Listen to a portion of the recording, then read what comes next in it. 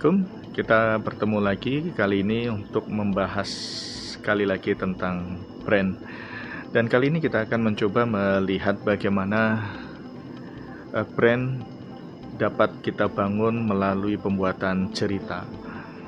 Bahwa konsumen kita tidak akan tahu sebetulnya seberapa baik kita kalau kemudian kita tidak menceritakan kebaikan dari produk itu.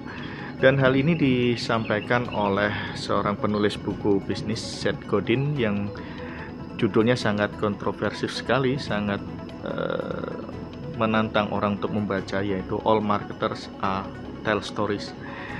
Di buku itu disampaikan bahwa seperti tadi saya sampaikan, konsumen seringkali tidak mengetahui produk mana yang baik dan mana yang tidak. Mereka mempersepsikan sesuatu dari sinyal-sinyal yang diberikan oleh pemasar. Dan untuk itu pemasar harus menyampaikan story, harus ada story di balik sebuah brand.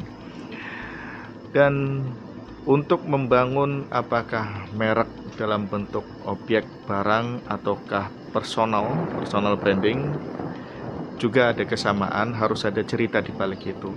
Dan hal itu juga sudah dicontohkan oleh Tuhan, bagaimana Tuhan sudah menunjukkan kisah-kisah orang-orang yang baik tentang para nabi. Ada personal branding yang dikemas dalam bentuk cerita.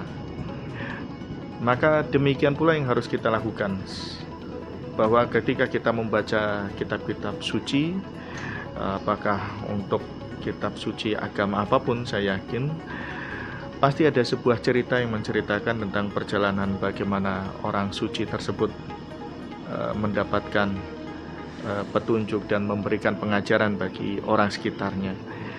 Dan itulah yang menjadikan kita sebagai para pemeluknya kemudian menjadi percaya terhadap apa yang disampaikan oleh ajaran tersebut.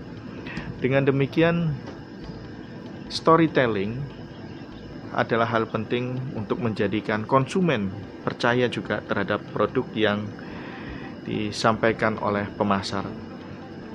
Maka kita sebagai pemasar juga harus bisa membuat sebuah cerita.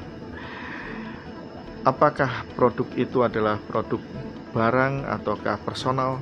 Kita harus coba bisa menggali cerita yang menarik bagi orang lain.